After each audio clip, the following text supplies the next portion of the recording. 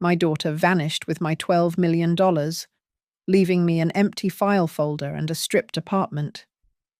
They think I'm just a 62-year-old woman with trembling hands and failing memory. They forgot who taught Sloane how to lock a safe, how to hide wire transfers, and how to read bank logs. I once wrote risk control protocols for an entire corporation. This time, I'm writing a revenge protocol. They set a mental guardianship trap for me. I'm setting a financial raid for them. As the pen nearly touched paper in the notary's office on the 34th floor in Phoenix, the door swung open. Poor move, daughter. My name is Maggie Hart, and I taught my daughter everything she knows about money, except how to steal it from someone who wrote the book on catching thieves. At 62, widowed for 3 years, I should have been enjoying my retirement in Santa Fe. The adobe house overlooked the Sangre de Cristo Mountains, bought with clean money from 30 years of keeping Pine Ridge Capital's executives from landing in federal prison. I was their head of compliance, the woman who could spot a fraudulent wire transfer from a coffee-stained photocopy, who built firewalls around firewalls, who turned paranoia into process. Last spring, I sold my proprietary risk management software to Riverton Dynamics for $18 million pre-tax, $12 million net, after the government took their pound of flesh. Not bad for a woman who started as a junior auditor, counting paper clips and flagging expense reports for executive lunches that never happened. Sloane called the day the wire hit my account. Mum, you're sitting on a fortune in a state with crushing estate taxes. You should move to Scottsdale, closer to me. Arizona's tax structure is much more favorable. She'd always been sharp. My Sloane, 34 years old, Princeton economics degree, 5 years as an investment analyst at Brennan Partners before she went independent with her boyfriend Damian Crow. Damian, all white teeth and firm handshakes. Business cards reading Independent Financial Advisor, with no actual firm behind the title. I'm fine here, sweetheart, I told her over the phone, sorting through my old compliance manuals, the ones I couldn't bring myself to throw away. Mum, you're not getting younger. What if something happens? You need someone with access to help manage things. Just temporary access to the banking portals, in case of emergency. The first red flag. In compliance, we call it normalizing access, making the unusual seem routine, the suspicious seem sensible. But she was my daughter, my only child, the girl I'd raised alone after Tom's heart attack, who'd sat beside me through endless nights of spreadsheets and regulatory filings, who'd learned to read a balance sheet before she could drive. Just think about it, she said. Damian knows an excellent elder law attorney who can set up proper structures, trusts, medical directives, that sort of thing. Elder law. I wasn't even eligible for Social Security yet. The visit came 2 weeks later. Sloane looked good new designer handbag, fresh highlights, the kind of casual wealth that costs serious money to maintain. Damian wore a Patek Philippe I knew cost more than most people's cars. Business must be good, I said, serving coffee in my kitchen while desert light streamed through the windows. We're managing. Damian smiled, that practiced smile I'd seen on 100 fraudsters. Actually, we've identified some incredible opportunities, real estate investment trusts, some cryptocurrency positions that are about to explode. Crypto, I repeated. Interesting. Sloane pulled out her laptop, all efficiency and daughter's concern. Let me just help you check your accounts. Make sure everything transferred properly from the Riverton sale. I watched her fingers fly across the keyboard. She'd learned that from me too, the quick navigation through banking portals. the way to spot patterns in numbers. What she didn't know was that I'd already set up my own system. Two-factor authentication routed through a separate phone. A password notebook written in our old family code, the one we'd invented during her middle school years, when she'd been bullied and we'd passed secret notes. Biblical verses that were actually account numbers, recipe ingredients that spelled out passwords.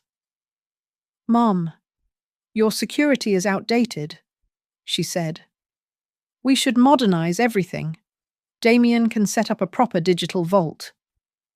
I nodded, playing the part of the overwhelmed retiree. But that night, after they left for their hotel, I pulled out my air-gapped laptop, the one Sloane didn't know existed. On a USB drive labeled Tom's Photos, I maintained my real control checklist. Every account, every password, every security question, backed up in triplicate and encrypted with military-grade software I'd bought from a Pine Ridge contractor. The pressure increased over the next month. Daily calls about protecting your assets and planning for the future. Sloane sent me articles about elder fraud, the irony apparently lost on her. She scheduled appointments with lawyers, accountants, specialists in wealth preservation. "You need to be closer," she insisted during what would be our last normal conversation. I found a perfect condo in Scottsdale, secure building, medical facilities nearby, and I can check on you every day. The second red flag: isolation. Move the mark away from their support system, closer to the point of control. I agreed to visit, to look at the condo, even transferred $50,000 to a new household account Sloane set up, just to show good faith. I watched that money disappear within days, converted through 3 different banks before landing in something called Sun Mesa Holdings. That's when I knew for certain. My daughter hadn't just learned the rules of the game. She thought she'd learned how to break them. The routine colonoscopy saved me not from cancer, but from becoming another elder fraud statistic. 3 days in Presbyterian Hospital for a minor complication. No phone access. Medicated enough that I couldn't have signed my name if I'd tried. When I finally got home at 2:30 p.m. on Thursday, the house felt different before I even opened the door. The spare key was back under the ceramic frog, but at the wrong angle. Inside. Nothing seemed moved, yet everything felt touched. My study, where I kept the important papers, smelled wrong, Damien's cologne, that aggressive bergamot he favoured. The safe stood open, empty. Not just the cash reserves I kept for emergencies, the treasury bonds, the gold coins Tom had collected, the original deed to the house, my passport. Everything except a single document placed dead center like a calling card, an appointment notice for a cognitive assessment with Dr. Marcus Brennan. Scheduled for Monday at 10, arranged by my concerned daughter. My hands didn't shake. 30 years in compliance taught me that panic is just another form of data loss. I walked to the kitchen, made coffee, and called Northlake Mutual. The branch manager knew me. I'd helped his daughter get an internship once. His voice went careful, professional, the tone they use when the news is catastrophic. "Mrs. Hart, there's been substantial activity on your accounts. Your daughter had power of attorney documents. I never signed any power of attorney. The documents were notarized. Look, I shouldn't be telling you this, but there's something wrong here. The pattern, it's what we call cascade transfers. You're checking to savings, savings to money market to an LLC called Sun Mesa Holdings. From there, it gets complicated. Cryptocurrency purchases through an OTC desk, then more transfers. $12 million in 72 hours. I hung up and checked my phone. 14 missed calls from Sloane, 3 texts from Damien. The last one, sent an hour ago. Don't panic. Let us handle everything. This is for your own good. Sloane's phone went straight to voicemail. Her apartment manager in Scottsdale hadn't seen her in a week. The condo she'd wanted me to buy. It didn't exist. The address was a vacant lot scheduled for development next year. I sat in my empty house, in the study that still smelled like betrayal, and inventoried what they'd missed.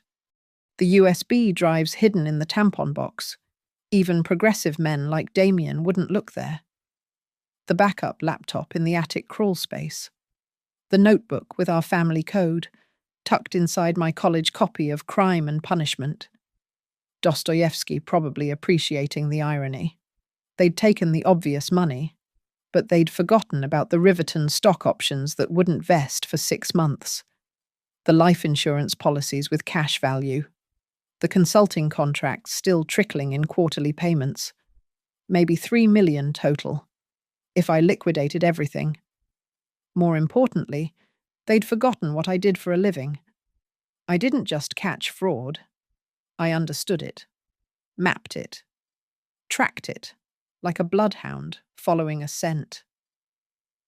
That evening, I pulled up Sun Mesa Holdings on the Wyoming Secretary of State website, registered 3 weeks ago, 2 days after Sloane's first call about taxes. The registered agent was a company that specialized in anonymous LLCs. But they'd made one mistake. The filing fee was paid with a credit card. Damien's credit card. The Amex he'd used at dinner when he'd insisted on paying, letting me see those last 4 digits, 8826. The cryptocurrency purchases were smarter, but not smart enough. The OTC desk they'd used, Meridian Digital Assets, required KYC documentation. Know your customer, the bane of money launderers everywhere. Somewhere in Meridian's files was a copy of someone's driver's license, someone's proof of address. My phone buzzed. Unknown number. But I recognized the area code. Phoenix. Mom. Sloane's voice, careful and measured. I know you're upset. Upset. I let the word hang there, tasting it. That's an interesting choice. You don't understand. Damien has connections, opportunities. We're going to triple that money within a year. You'll thank us. Where are you, Sloane? Somewhere safe. Mum, you need help. The way you've been living, alone in that house, getting confused about things. Dr. Brennan is excellent. He'll help the court understand that you need supervision. The court. It's already filed. Emergency guardianship petition. Damien's uncle is a judge. Mum, we're trying to protect you from yourself. I could hear Damien in the background, coaching her. My daughter, my brilliant girl, reduced to reading someone else's script. Sloane, I said quietly. Do you remember our code? The one we used when you were 13 and Ashley Morrison was spreading rumors about you. Silence. Do you remember what I taught you about process, about documentation, about always keeping receipts? Mom, you're rambling. This is exactly what Dr. Brennan? I hung up, opened my laptop, started a new document titled Operational Recovery Protocol. Step 1. Assume all standard channels are compromised. Step 2. Identify allied assets. Step 3. Document everything. Step 4. Let them think they've won. They wanted to play the guardianship card. Fine. I'd been declared incompetent before by men who thought a woman couldn't understand derivatives, by executives who assumed compliance was just expensive paranoia. I'd buried them all. I stood in my kitchen at 3:15 a.m., counting the 23 pills in my blood pressure prescription, the same number as yesterday. Sloane hadn't even tried to make it look like dementia, no missing medications, no signs of confusion, just pure greed dressed up as concern. The house felt like a crime scene. Every room held an absence. Tom's watch collection, my grandmother's pearls, the signed first edition books we'd collected on anniversaries. But standing there in the dark, listening to the refrigerator hum, I felt something shift. Not sadness, not even anger anymore. Control. At sunrise, I drove to Albuquerque. Ruth Ellery lived in a townhouse near the university, early retirement, funded by the same Pine Ridge stock options that had made us both wealthy. She answered the door in yoga clothes, took one look at my face, and pulled me inside. Jesus, Maggie? What happened? I told her everything. Ruth had been my deputy at Pine Ridge, the one who'd helped me uncover the CFO's embezzlement scheme in 17. She listened without interrupting, fingers automatically tapping patterns on her coffee mug, her old habit when processing complex fraud. The guardianship petition is the real problem, she said. Once that goes through, you're legally helpless. How much time do we have? Hearing is set for Friday. 4 days. And this Dr. Brennan. According to LinkedIn, he's been in practice for 18 months. Before that, medical equipment sales. His biggest client, a company Damien invested in last year? Ruth smiled, the same predatory expression she'd worn when we'd trapped the CFO. So we have a corrupt doctor, a fraudulent POA, and 12 million in stolen funds. Sounds like a Tuesday at Pine Ridge. She made calls. By noon, we had our team, Jasper McCoy, the elder law attorney who'd protected Ruth's mother from a similar scheme, Noah Pike, a forensic accountant who'd left the FBI to go private, charging $1,500 an hour to track dirty money. First rule, Jasper said when we met at his office. We don't play defense. Guardianship hearings are kangaroo courts if you let them be. We need to flip the narrative. Noah was already working his laptop, fingers flying. Sun Mesa Holdings has been busy. 3 property purchases in Phoenix. All cash. All scheduled to close this Friday. They're washing the money through real estate. Can we freeze it? I asked. Not without alerting them. But he pulled up another screen. They're using Red Rock Title for escrow. I know their compliance officer. She owes me a favor from the Washburn case. Ruth leaned forward. What about the crypto? Trickier. But they made a mistake. The USDT purchases went through Meridian Digital, but the wallets are hosted on a US exchange. That means CR requirements. Suspicious activity reports. The breadcrumbs every financial institution has to file when something smells wrong. I'd written hundreds of them, knew exactly what triggered investigations. We need bait, I said. Something that makes them expose themselves. Jasper nodded. What assets do you have left that they don't know about? 3 million in unvested stock options, life insurance with cash value, and I hesitated, then decided to trust them completely. An account in Delaware they never found. 500,000 in consulting fees I haven't declared yet.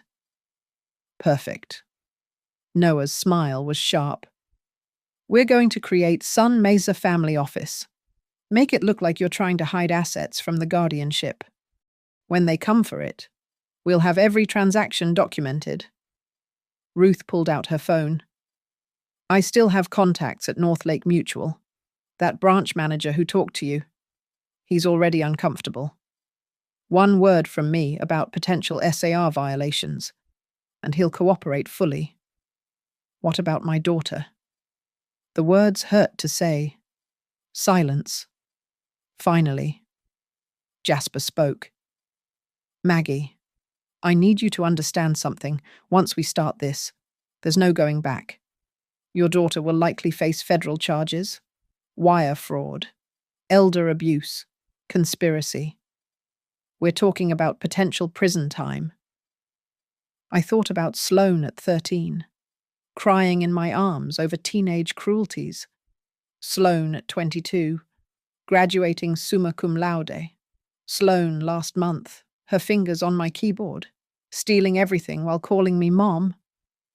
She made her choice, I said. Now I'm making mine. Noah pulled up property records. The B&Bs they're buying Desert Sage Inn, Copper Creek Lodge, and Sunset Winds, all distressed properties, all selling below market, classic money laundering.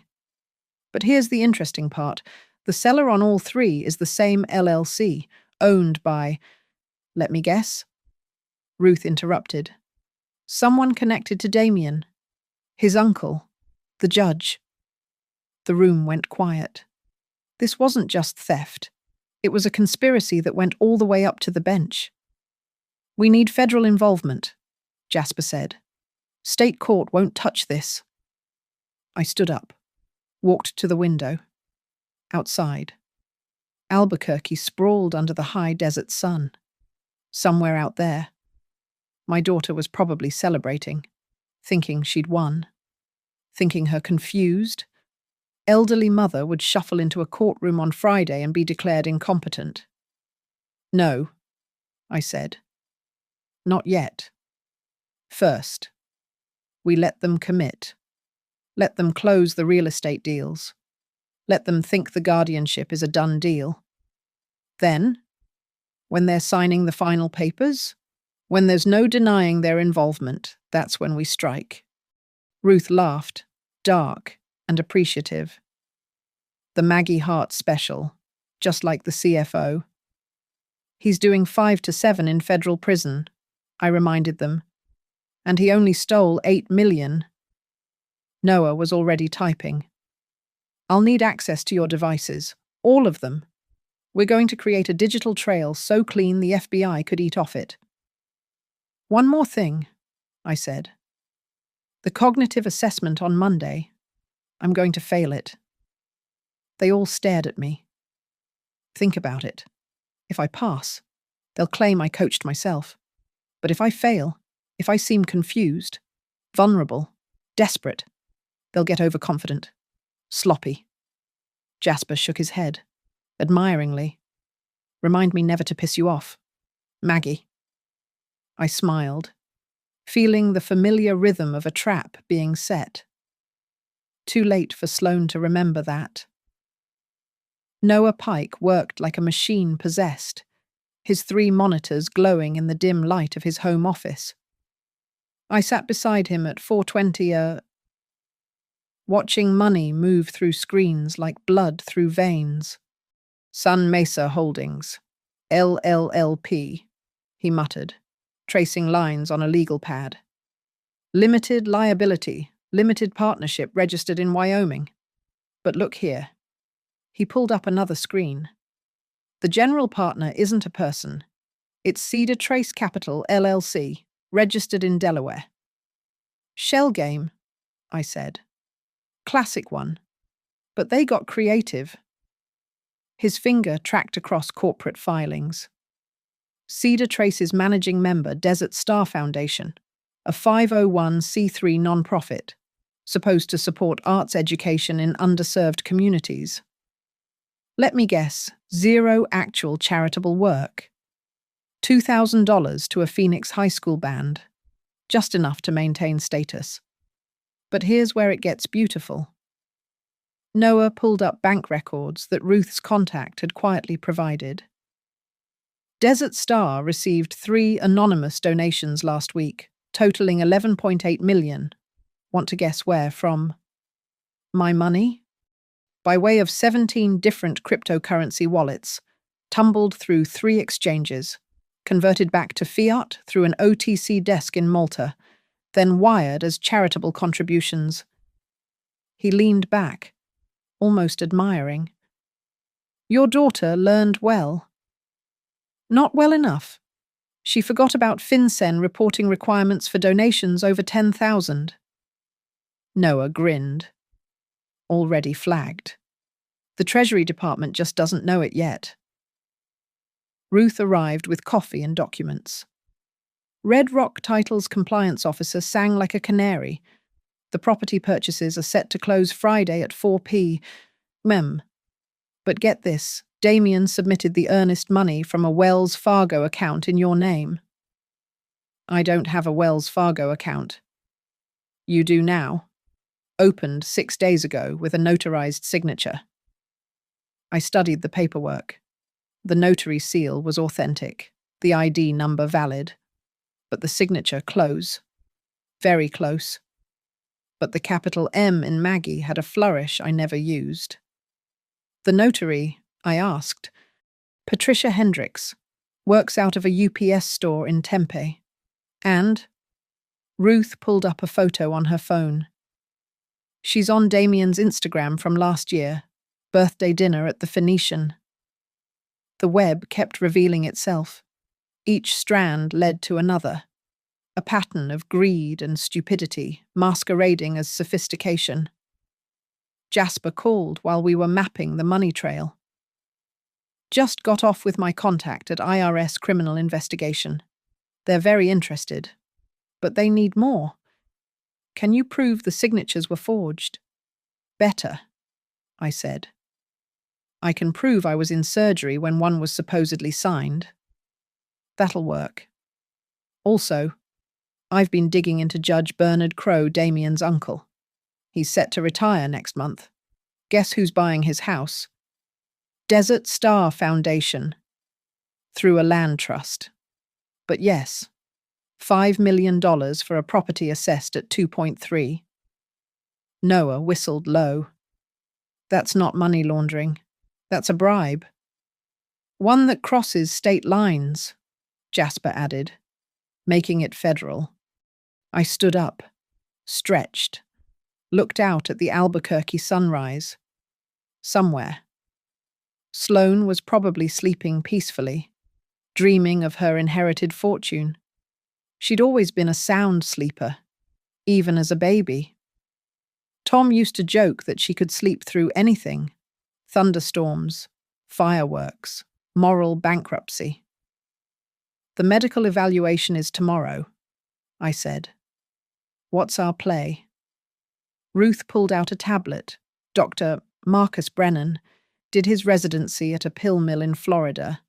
Barely kept his license. His testing protocol is a joke basic orientation questions, maybe a clock drawing test. He's already written his report concluding you have moderate dementia. How do you know? Because Noah hacked his email. The report's dated 3 days from now, saved in his drafts. I smiled. Perfect. Let him file it. Let it become part of the court record. Jasper. Can you get a real neuropsychologist to evaluate me the same day? Already scheduled. Dr. Sarah Kim from UNM, nationally recognized expert. She'll do a full battery 6 hours of testing, brain scans, the works. Noah's computer chimed. He read the alert, face darkening. Maggie, they're moving faster. Just detected a login attempt on your Fidelity account. That's impossible. I changed all the passwords. They're not using passwords. They're calling in, claiming you're confused and locked out. Social engineering. The rep is asking for verification mother's maiden name. My blood went cold. Sloane knew that. Knew everything. Every security question. Every piece of personal data. Lock it down, I said. Everything. Call every institution. Invoke elder fraud protocols. Ruth was already dialing. Noah's fingers flew across keyboards. Jasper drafted emergency orders. But I sat still, thinking. They were accelerating because they were scared. The guardianship hearing was their endgame, but they wanted every cent secured before then. The B&Bs, I said suddenly. Why those three specifically? Noah pulled up the listings. All distressed sales. All need major renovations. No. Look closer. What do they have in common? We studied the properties, different neighborhoods, different conditions, different histories. Then Ruth saw it. They're all zoned commercial residential flex. They could be converted to recovery centers. I finished. Addiction treatment facilities. The most lucrative real estate in America right now. Noah ran quick calculations. With proper licensing, each property could generate $300,000 monthly. The purchases make sense now. They're not just laundering money, they're positioning for long-term income. Using my money to build their empire, I said quietly, while having me declared incompetent. The room went silent. This wasn't just theft anymore. It was complete annihilation, financial, legal, personal. My own daughter had orchestrated my erasure. Forensic accounting shows a clear pattern, Noah said finally. Every transfer corresponds to a forged document. Every document links back to Damien or his associates. The chain of evidence is solid. Then we're ready for phase 2, I said. The bait. Ruth smiled. Sun Mesa family office. Time to make them think they missed something. Noah, can you create financial statements showing $5 million in assets they haven't found? Give me 2 hours. I'll make it look so real. They'll taste the money. The trap was nearly set.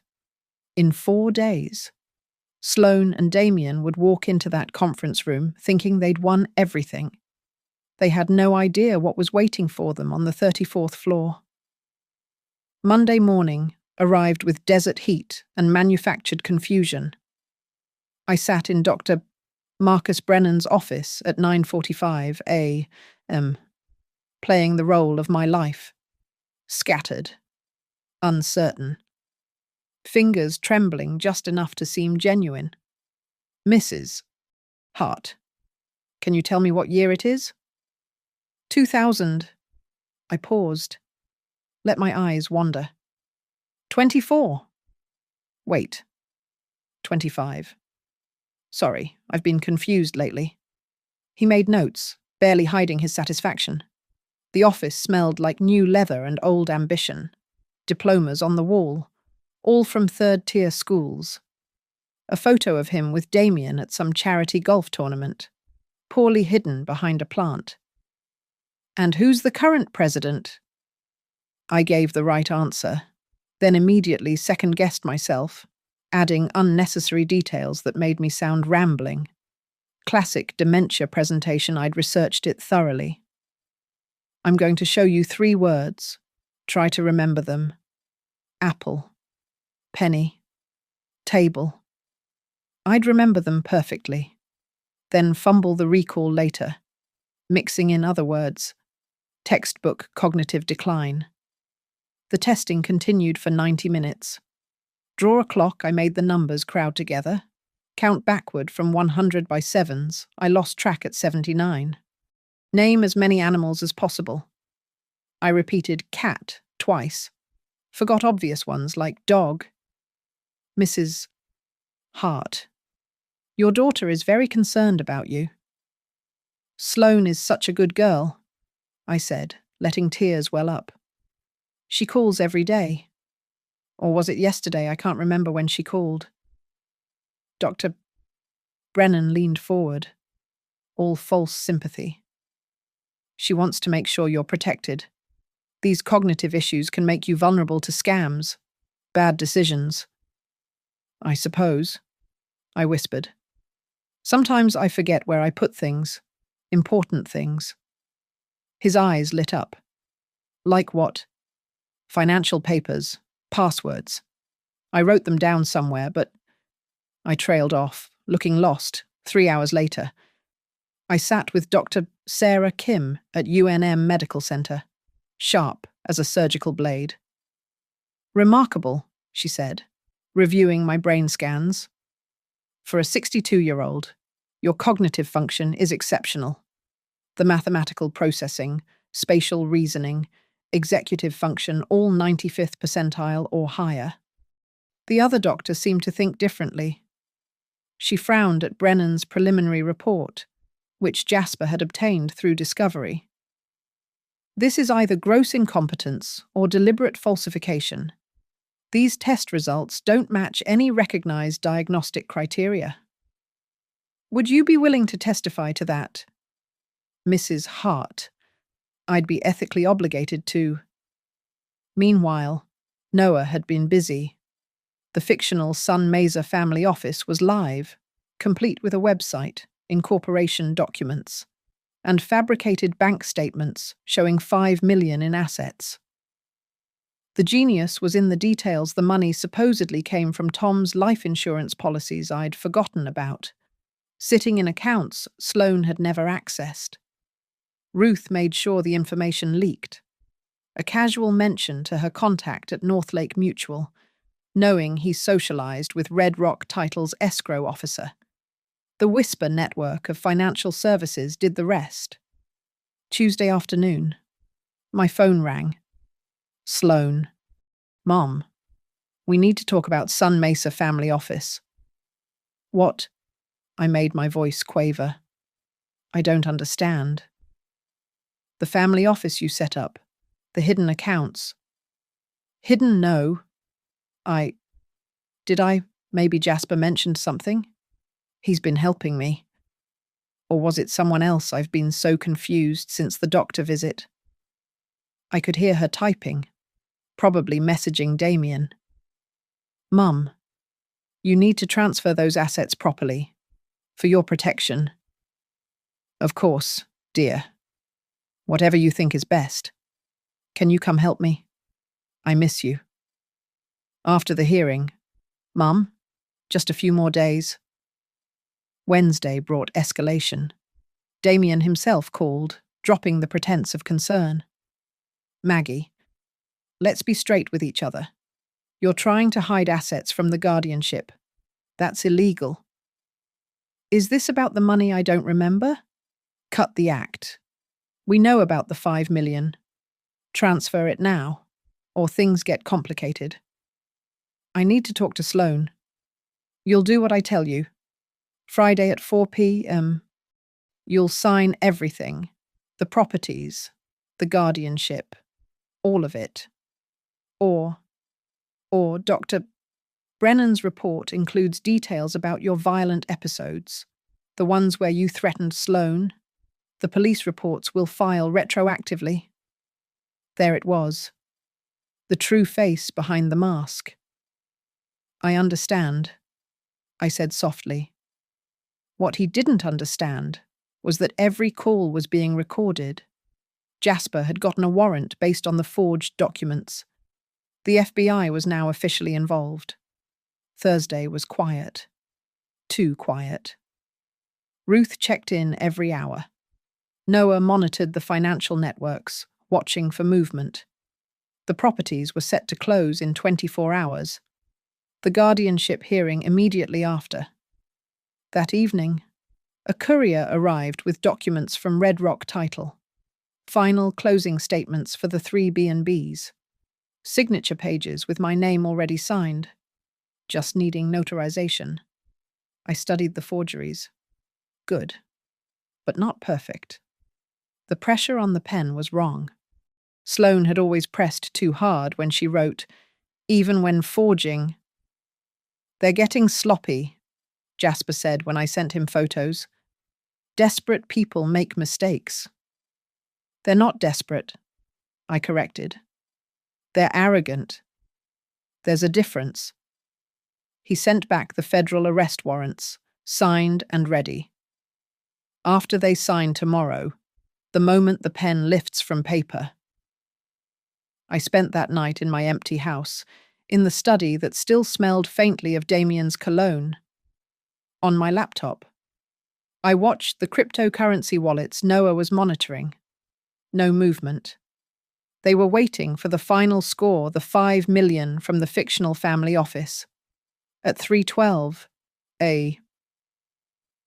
unable to sleep. I found myself looking at old photos. Sloane's first day of kindergarten, her high school graduation, the day she got hired at Brennan Partners. In every photo, she was smiling, ambitious, reaching for something just out of frame. I'd taught her everything. How to read a balance sheet, how to spot a lie in an audit, how to move money without leaving fingerprints. Everything except the most important lesson that some lines, once crossed, led straight to federal prison. The stage was set. Friday would bring either justice or complete destruction. There would be no middle ground. Friday arrived with surgical precision. 3:45 p. Saguaro Tower, downtown Phoenix. 34 floors of glass and steel reaching toward the desert sky.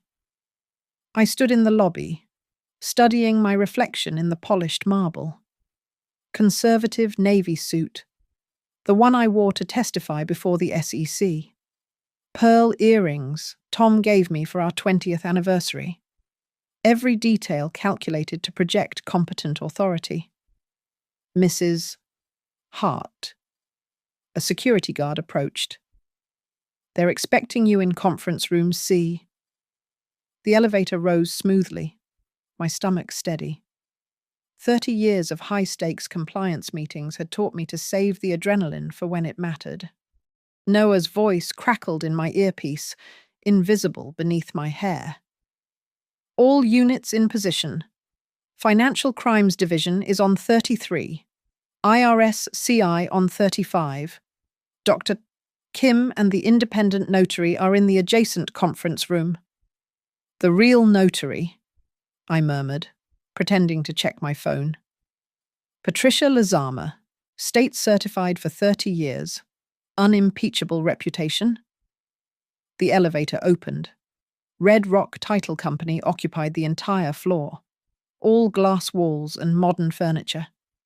Through the conference room windows, I could see them Sloane in a cream suit, trying to look professional. Damien in his expensive watch and cheap confidence. Their lawyer, Marcus Willingham, shuffling papers. And in the corner, Dr. Brennan, there to certify my incompetence if needed. I entered slowly, adding a slight hesitation to my step. "Mom?" Sloane rose, playing the concerned daughter. "How are you feeling?" "Confused," I said, letting my voice waver. "But Jasper said I should come."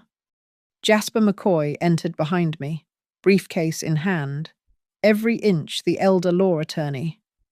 What they didn't know was that his briefcase contained federal warrants and that his phone was streaming everything to the FBI van parked outside. "Let's make this simple," Damien said, not bothering with pleasantries. "Sign the documents, transfer the Sun Mesa family office funds, and we all walk away, happy." I sat down carefully, fumbling with my purse. "I don't understand. What documents?" Willingham pushed a stack toward me. "Property transfer deeds for 3 investment properties. Mrs. Hart. Your daughter is helping you consolidate your assets for easier management." I picked up the first deed. Desert Sage Inn. Purchase price $3.2 million. My forged signature already on the buyer's line, awaiting notarization. "This is my signature." "Of course, Mum," Sloane said smoothly. "You signed it last week. Remember, you've been having memory issues." "Have I?" Dr. Brennan leaned forward. "Mrs. Hart shows clear signs of moderate cognitive decline. It's normal to forget recent events." I nodded slowly, then turned to the second deed. Copper Creek Lodge. 4.1 million. Another perfect forgery. I need my reading glasses, I said, patting my pockets, while they waited impatiently. I studied the documents with the eye that had caught 1,000 frauds. The notary seal was wrong, slightly off-center, probably from a kit bought online. The witness signature was Damien's assistant, who, according to Noah's research, was in Cabo that day. "Where's the notary?" Jasper asked casually. "Right here." A woman entered, young, nervous. Not Patricia Hendricks from the UPS store they'd switched at the last minute. "I'm Jennifer Wu, from Desert Mobile Notary. Credentials." Jasper requested. She produced them, legitimate, but issued just 6 weeks ago. I caught Jasper's eye. He'd already texted Patricia Lazama to stand by. "Now," Damien said, impatient. "The Sun Mesa family office transfer." Willingham produced another document, an irrevocable transfer of $5 million to Desert Star Foundation. "For the benefit of Maggie Hart's future care needs." "That's very generous," I said vaguely. "For charity. For you, Mum," Sloane said, reaching for my hand. I let her take it, feeling nothing. "This ensures you're cared for." "Should I sign?" "Yes," Damien said quickly. Too quickly. I picked up the pen, Mont Blanc, heavy and cold. The same brand I'd used to sign Sloane's tuition checks, her birthday cards, her bail bond that time in college when she'd been caught shoplifting, but I'd made it disappear. The pen hovered over paper. "Wait," I said. Everyone froze. "I remember something." I looked directly at Sloane. "The code. Our family code. From when you were 13? She blinked, confused. "Mom, you're rambling." "No. I taught you to hide things, to protect yourself." I pulled out my notebook, the one with our cipher. "Look." I opened it to a page of seemingly random notes. But in our code, it spelled out every transaction recorded, every lie documented, FBI listening. Sloane's face went white. "That's impossible," she whispered. "You're supposed to be incompetent, confused." I set down the pen carefully. "Sweetheart, I scored in the 98th percentile on my cognitive exam. The real one, with Dr. Kim." Damien stood abruptly. "We're leaving." "I wouldn't." Jasper's voice was calm. "The elevators are currently locked down." "You can't—" "Wire fraud," I said conversationally. "Elder abuse, forgery, conspiracy, interstate commerce violations, tax evasion through a fraudulent charity, Judge Crow taking a $5 million bribe." "Should I continue?" The door opened, not dramatic, not violent. Just 3 agents in FBI windbreakers and 2 IRS criminal investigation officers. "Nobody move," the lead agent said. "Damien Crow, you're under arrest for wire fraud and conspiracy." Sloane Hart. "Mom?" Sloane gasped. "Mom, please." I looked at her. My daughter. My only child. The person I'd loved most in the world. "You stole $12 million, I said. "You tried to have me declared incompetent. You conspired to take everything. It was Damien's idea. But you executed it. You knew the passwords. You knew the accounts. You knew exactly how to hurt me." The agent continued reading rights. Damien was in cuffs, demanding his lawyer. Dr. Brennan was trying to edge toward the door. The fake notary was crying. "Mum," Sloane said one more time. "I'm your daughter." "No," I said quietly. "My daughter would never." I stopped. Because the truth was, my daughter would. I'd raised her to be ambitious, ruthless, to take what she wanted. I just never thought she'd take it from me. The transfer documents sat on the table, unsigned. The pen lay beside them, still cold. Noah's voice in my earpiece. All accounts frozen. Full asset recovery initiated. It was over. The game I'd taught her to play had ended exactly as I'd designed. "Agent," I said, standing. "I believe you'll want to check conference room D. The real notary and neuropsychologist are waiting to provide statements." As they led Sloane away, she turned back once. Her eyes weren't angry or sad. They were calculating, already working the angles, figuring the plea deal. That's my girl, I thought bitterly. Then the door closed, and she was gone. The signature page sat before me like an accusation. 3.2 million for Desert Sage Inn, 4.1 million for Copper Creek Lodge, 2.8 million for Sunset Winds. My name forged across all of them, waiting for the notary seal that would make the theft complete. "Sign it," Damien commanded, his composure cracking. "Now." I picked up the pen again, studying it as if I'd never seen one before. This is a nice pen. "For Christ's sake." "Damien," Sloane's voice, sharp with warning. She turned back to me, manufacturing concern. "Mum, you're getting confused again. Just sign where we showed you." I touched pen to paper, started the M of Maggie, then stopped. The R in heart. How do I make the R? Sloane's eye twitched. She knew. In that moment, she understood that I knew about her forgeries, about the wrong flourish she'd added to every fake signature. "Just write it normally." "Mum." "But you wrote it differently." I held up the page, pointing to the existing signature. "See, this R has a loop. I never loop my Rs." Willingham shifted nervously. "Perhaps we should verify." "It's her signature," Damien snapped. "Obviously?" "Is it?" I asked innocently. Then, louder, clearer. "Is this my signature, or did someone else sign for me?" The fake notary, Jennifer Wu, was backing toward the door. "I need to verify the identification again." "Sit down," Damien ordered. That's when I pulled out my real weapon. Not the FBI listening, not the warrants waiting. My laptop, opened to a single screen. "What's that?" Sloane asked, wary now. "The Sun Mesa family office portal," I said. "The 5 million you want so badly. Shall I show you the balance?"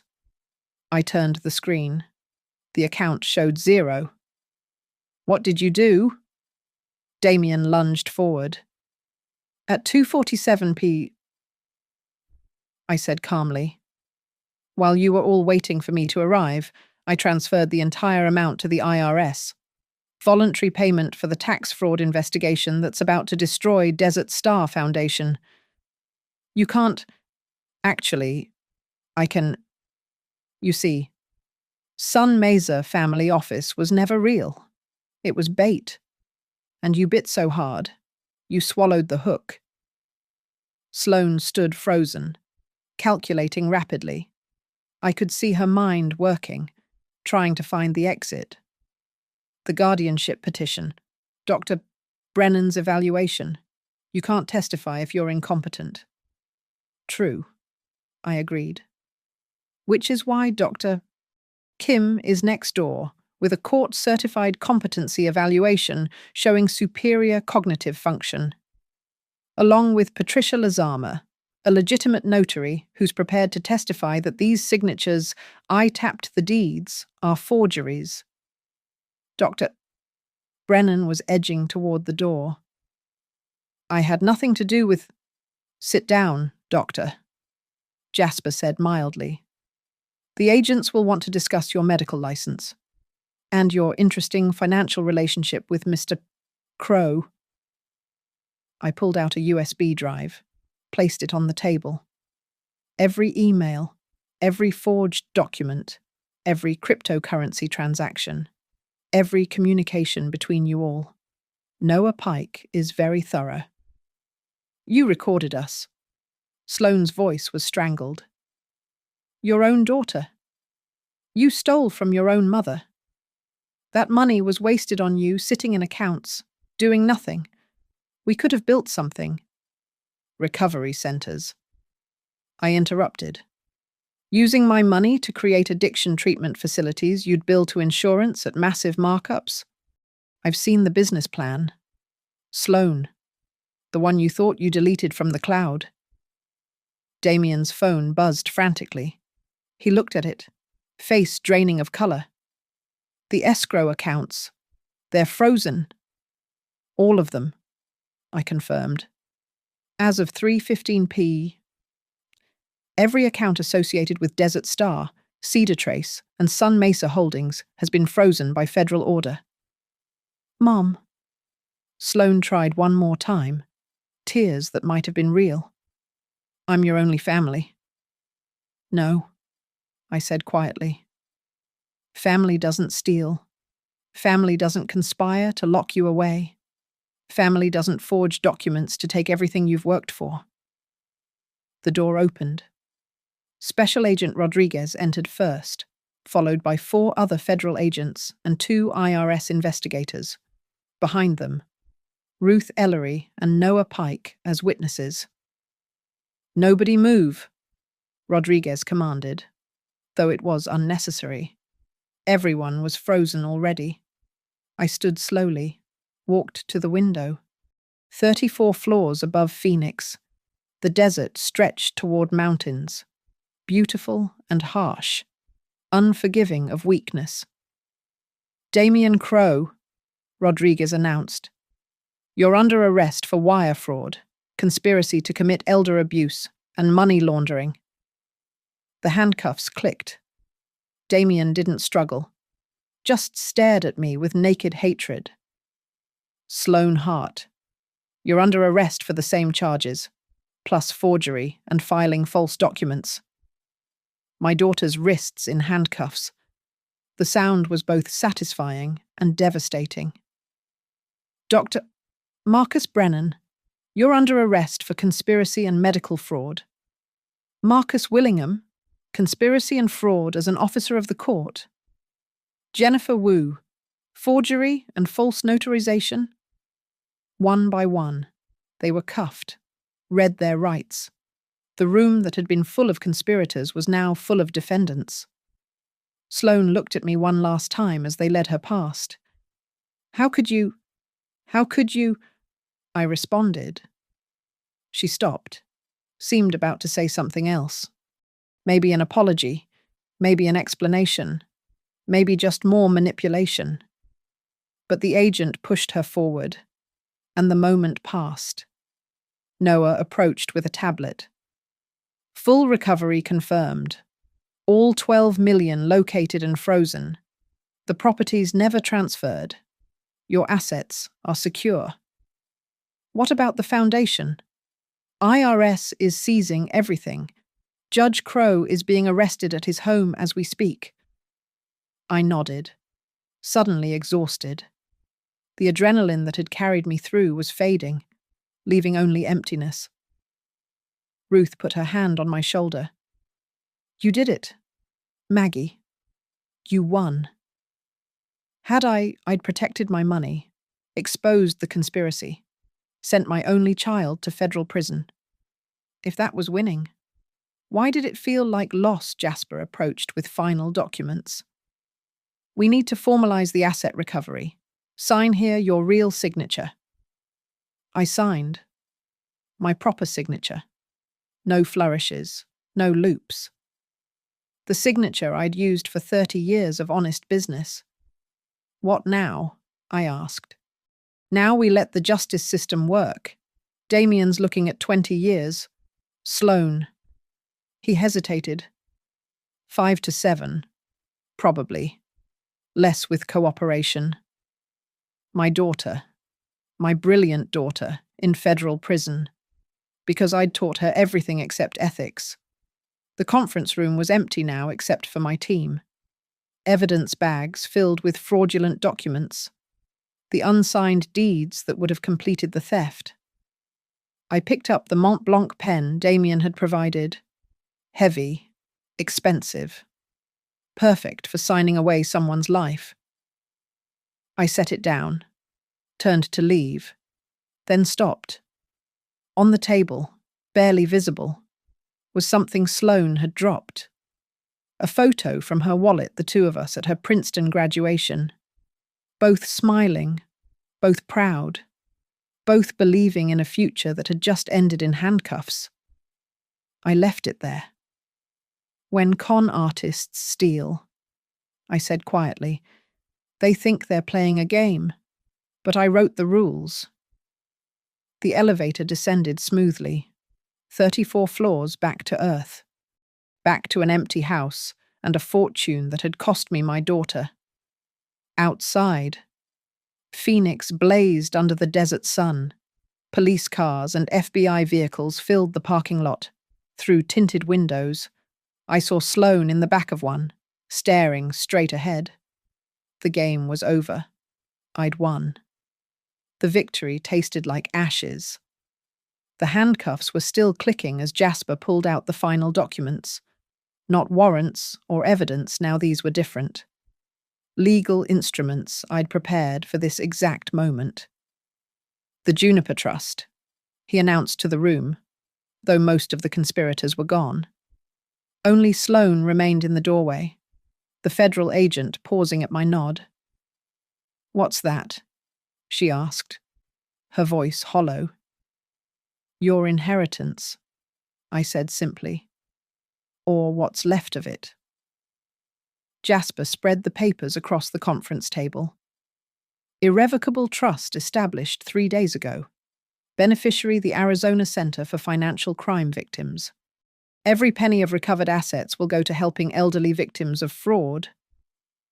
You're giving away $12 million. $14 million, I corrected. The Riverton stock options vested this morning. Sloane's face crumbled. Even now, even in handcuffs, she'd been calculating her eventual share, the money she'd inherit when I died, the fortune she'd tried to steal early. "But I'm your daughter." "You were." I signed the trust documents with my real signature, steady and sure.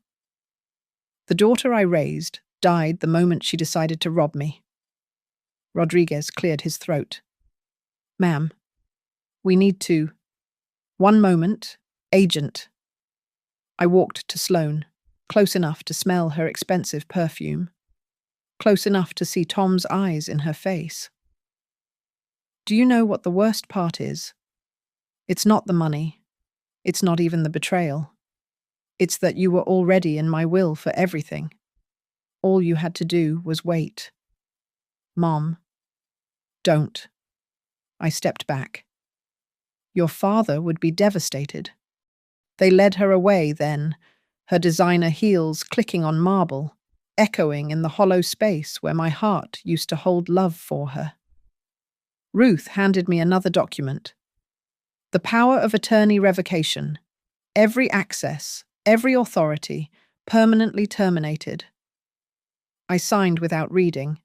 Trust Ruth. Trust Jasper. Trust Noah. Trust everyone except the family that bled you dry. "There's more," Jasper said quietly. "The investigation uncovered other victims. 3 elderly clients of Damien's, 2 from Brennan's practice. Your evidence exposed the entire ring." Good. The word came out flat. Justice for strangers felt meaningless when your own child was the criminal. Noah's tablet chimed. Asset recovery complete. All cryptocurrency traced and frozen. The B&Bs are back on the market. Desert Star Foundation is dissolved. Your accounts are fully restored and secured with military-grade protection. What about Judge Crow? Arrested at his golf club. They're seizing his assets under RICO statutes. RICO, racketeering charges. My daughter was part of a criminal organization. I'd given birth to and raised a racketeer. Patricia Lazama, the legitimate notary, entered with her seal. Mrs. Hart, we need to formalize the trust transfer. More signatures, more documents, each one another nail in the coffin of my family. Where will you go? Ruth asked as I signed. Home. The Santa Fe house. It's all I need. And Sloane. We'll serve her time, learn her lesson, build a new life without my money. But would she, or would she spend 5 to 7 years planning her next con, her next mark, her next betrayal? Dr. Kim appeared in the doorway. Mrs. Hart, my report is complete. Your cognitive function is exceptional. No court in the country would question your competence. A bit late for that, I said, attempting humour that fell flat. The room emptied slowly. Evidence collected, statements given. Justice served cold and precise. Soon, it was just me and the view. 34 floors above a city where my daughter would await trial in federal custody. I picked up the Mont Blanc pen one last time. Heavy, expensive, worthless, like everything Damien and Sloane had valued. Mrs. Hart. A young FBI agent stood in the doorway. We're sealing the room. Do you need anything? No. I have what I came for. Control. The one thing Sloane forgot in all her planning. Money could be stolen. Trust could be shattered. Love could be betrayed. But control, real control, came from knowing the game better than anyone else playing it. I left the pen on the table and walked out. Downstairs. The desert heat hit like a slap. The parking lot was clearing, federal vehicles pulling away with their cargo of conspirators. Through the tinted glass of one SUV, I glimpsed Sloane's profile, staring straight ahead into a future without luxury, without schemes, without her mother. Ruth drove me home to Santa Fe. We didn't talk about Sloane or the money or the trial to come. We talked about retirement, about travel, about anything except the daughter-shaped hole in my future. The house felt different when I entered. Not empty, I'd grown used to that, but clean, purged, free of the poison that had been spreading since Sloane first suggested I move to Scottsdale. That night, I sat in Tom's old study with a glass of wine and my laptop. $14 million sat in accounts Sloane would never touch. The Juniper Trust would help hundreds of elderly victims. My daughter would learn about it in prison, maybe feel something like remorse. Or maybe not. Maybe I'd taught her too well to feel anything beyond the thrill of the take. My phone rang at 11:17 p. Unknown number. But I recognized the Federal Detention Center prefix. I didn't answer. Some games, once won, should never be played again? I closed my laptop and stood at the window, looking out at the Sangre de Cristo Mountains dark against the stars. Tomorrow, lawyers would call, reporters would investigate. The trial would begin. But tonight, in my empty house with my recovered fortune, I had what I'd fought for control. The $12 million was back in my accounts. The $14 million would help strangers. And Sloane would spend years in a cell, probably planning her next move, definitely blaming me. I'd won everything. It felt like nothing. But I was Maggie Hart, former head of compliance, defender of regulations, catcher of thieves, even when the thief was the daughter I'd taught to steal. Especially then. I put on Tom's old robe, the one that still smelled faintly of his cologne, and went to bed alone in my secured house with my recovered fortune and my shattered heart. The game was over. I'd won. Thank you for listening to this story. I'd love to know where you're listening from. Drop a comment and let's connect. If this story of betrayal and revenge resonated with you, please subscribe to the channel and share your thoughts below. What would you have done in Maggie's position?